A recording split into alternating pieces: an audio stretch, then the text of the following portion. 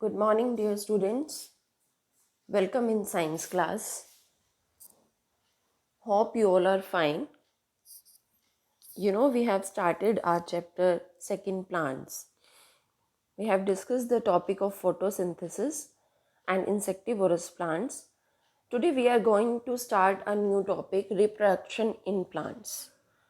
बेटे जो मैंने कल लाइव क्लास में ऑब्ज़र्व किया कि आप चैप्टर को केयरफुली नहीं पढ़ रहे हैं, वीडियोस अच्छे से नहीं देख रहे हैं, ठीक है। आपके डाउट्स थे, एक बार आप वीडियोस को फिर से देखिए, जो भी आपके डाउट्स थे आपके सभी क्लियर हो जाएंगे। अगर आपका फिर भी कोई डाउट है चैप्टर फर्स्ट से तो आप मुझे पर्सनल व्हाट्सएप मैसेज कर दो, I will give you the answer, okay. और बेटा बुक रीडिंग को आपने लाइटली नहीं लेना, अच्छे से बुक रीडिंग करनी है।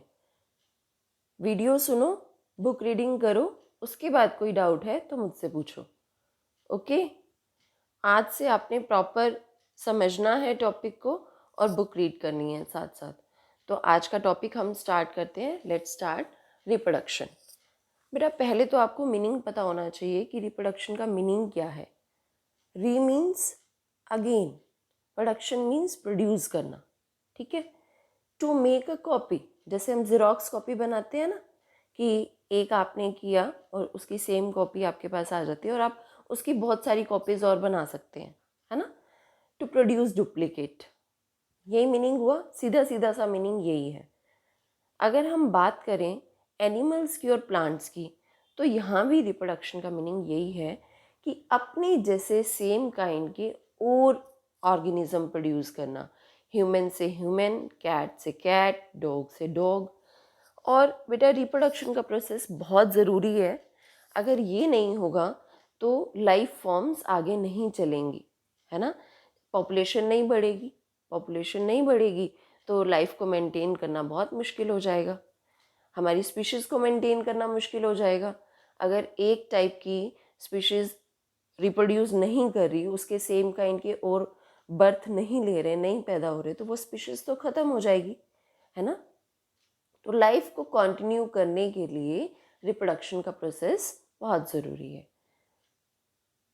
सो रिप्रोडक्शन इन लिविंग ऑर्गेनिज्म, देखो बेबीज़ प्रोड्यूस होना, कैट से कैट, काउ से काउ और ह्यूमन बीइंग से उनके बेबीज़, इधर इट इज़ बॉय और अ गर्ल, मेल और a female. Reproduction is the process by which living organisms like humans, birds and animals form new individuals of the same kind. अपने type के और individuals produce करना, same kind के individuals produce करना, that is called reproduction. Hope it is clear to you. कुछ क्या करते हैं, बर्थ देते हैं न्यू ऑर्गेनिजम्स को। कुछ एनिमल्स क्या करते हैं, एग लेइंग करते हैं, है ना। बर्ड्स एग लेइंग करते हैं और कुछ लिजर्ड्स जो हैं वो एग्स देती हैं। बट कुछ एनिमल्स क्या करते हैं, कल आप लाइव क्लास में पूछ रहे थे कि मैमल्स क्या होते हैं। बेटा वही मैमल्स होते हैं जो बर्थ देते हैं, जिनसे ह्यूमन बीइंग से ह्यूमन बीइंग प्रोड्यूस होते हैं ना। एग्स तो नहीं देते ना वो, कैट से कैट ही दिखे, कैट का कोई एग तो नहीं देखा ना आपने। तो इन एनिमल्स को जो बर्थ देते हैं अपने बेबीज़ को, उनको हम क्या कहते हैं, मैमल्स। वो मैमल्स में आते हैं। देखिए these are laying the eggs, but this is also the process of reproduction। इसको भी आप रिप्रोडक्शन ही कहेंगे, क्यों, क्योंकि न्यू बेबीज बोर्न हो रहे हैं। Kittens, human beings, cows. अब बात आती है प्लांट्स की, कि ये तो ह्यूमन बींग्स की बात थी, है ना। बट प्लांट्स के अंदर रिप्रोडक्शन का प्रोसेस कैसे होता है, क्या होता है। प्लांट्स में भी यही होता है कि हम सेम काइंड के और एनिमल्स प्रोड्यूस कर रहे हैं, इसी को हम रिप्रोडक्शन कहते हैं। और वो भी किस में कहते हैं, प्लांट्स में। सेम काइंड के आप प्लांट्स और ग्रो कर रहे हो, बहुत सारे प्लांट्स सेम काइंड के ग्रो कर रहे हो, that is also called reproduction. But plants में रिप्रोडक्शन होती कैसे है, टू टाइप से होती है रिप्रोडक्शन प्लांट्स में।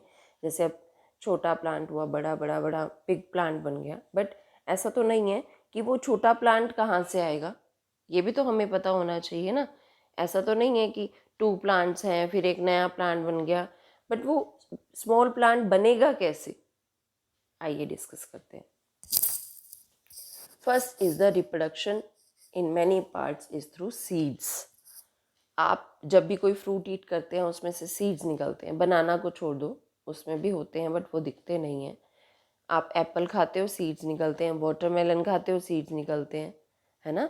मेलन खाते हो सीड्स होते हैं, लेमन देखते हो सीड्स हैं, ऑरेंज के सीड्स होते हैं। ऑलमोस्ट सभी पार्ट्स में, सभी फ्रूट्स में क्या होते हैं, सीड्स होते हैं। और कौन से होते हैं सीड्स, और कौन से होते हैं सीड्स, बहुत सारे, पल्सेस सभी सीड्स हैं, व्हीट है, राइस है, ये सभी सीड्स हैं, हम सीड्स की फॉर्म में खाते हैं। तो सीड से रिप्रोडक्शन कैसे होती है ये भी हम डिस्कस करेंगे, ठीक है। तो first is reproduction in many plant is through seeds, मतलब आप सीड्स डाल के सॉइल के अंदर उसी टाइप के, उसी प्लांट के अगर आप सीड डालते हो तो उसी टाइप के बहुत सारे प्लांट्स आप ग्रो कर सकते हो। This is the reproduction in plants. देखो कैसे आपने सीड डाला, सॉइल के अंदर है, सही कंडीशन मिल गई उसे, वाटर भी मिल गया, एयर भी मिल गई, तो वो रूट्स में डेवलप हो गया। रूट से फिर उसका आगे स्टेम बन गया, फिर लीव्स निकल आए। मीन्स छोटे से सीड से क्या बन रहा है, एक पूरा नया प्लांट बन रहा है। अब इस एक छोटे सीड के अंदर इतनी कैपेसिटी है, उसके पास इतना फूड है कि वो एक नए प्लांट में चेंज हो सकता है। आपको क्या करना है, उसको प्रॉपर वाटर के अंदर डालना है, उसको प्रॉपर सॉइल कंडीशंस देनी है, जिससे कि एक सीड पूरे बिग प्लांट में क्या हो जाए, ग्रो हो जाए। और क्या होता है, अगर हम उस प्लांट को सीड से ग्रो नहीं कर सकते तो क्या कर सकते हैं, हम कोई भी प्लांट का पार्ट ले सकते हैं, ठीक है। प्लांट का पार्ट ले सकते हो आप किसी भी प्लांट की। हर प्लांट में ऐसा नहीं होता, किसी प्लांट में आप प्लांट की स्टेम से ग्रो करते हो, किसी प्लांट में आप प्लांट की रूट से ग्रो करते हो, किसी में आप लीव से ग्रो करते हो। जैसे अब आपने ग्रो करना है, सपोज रोज़ का प्लांट ग्रो करना है, तो आप रोज़ की स्टेम लेके आप उसे सॉइल में डाल दीजिए, और सॉइल में डालने से वो क्या होगा, रोज़ प्लांट ग्रो करेगा। पर वो कंडीशंस क्या होनी चाहिए, फेवरेबल। जैसे आपने पोटैटो इज़ अंडरग्राउंड स्टेम, ठीक है, जो सॉइल के नीचे होती है, ये एक स्टेम है। आप कैसे ग्रो करोगे, आपने पोटैटो ट्यूबर का एक पार्ट लेना है और उसे सॉइल में डालना है, ठीक है।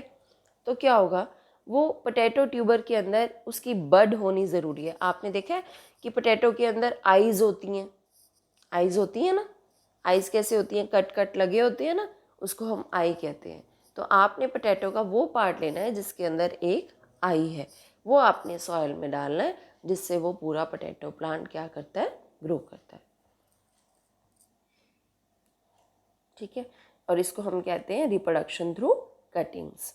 अब आप मुझसे कल पूछ रहे थे, किसी स्टूडेंट ने पूछा था कि मैम वेजिटेटिव रिप्रोडक्शन क्या होता है। बच्चे, वेजिटेटिव रिप्रोडक्शन यही होता है कि हम जो रिप्रोडक्शन प्लांट्स में हो रही है, जो प्लांट के पार्ट से हो रही है, that is called vegetative reproduction, ठीक है। क्लियर है। अब एक होता है रिप्रोडक्शन थ्रू सीड्स और सेकंड होता है reproduction through different parts of the plants, cutting से जो हो रही है, that is called vegetative reproduction. ये भी हम आगे डिस्कस करेंगे। सो process by which a living thing produce more of its own kind is called reproduction. Ways of reproduction: reproduction through seeds and reproduction through different parts of the plant. Different types of seeds are there. You may see the picture.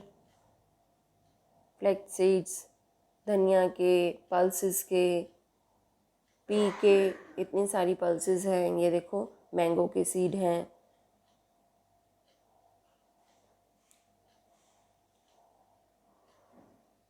These are the seeds. कुछ seed बिल्कुल light होते हैं, grams में उनका wait होता है, और कुछ सीड्स का वेट बहुत ज़्यादा होता है ना। जैसे अब हम देखते हैं कोकोनट का जो सीड है बहुत बड़ा होता है।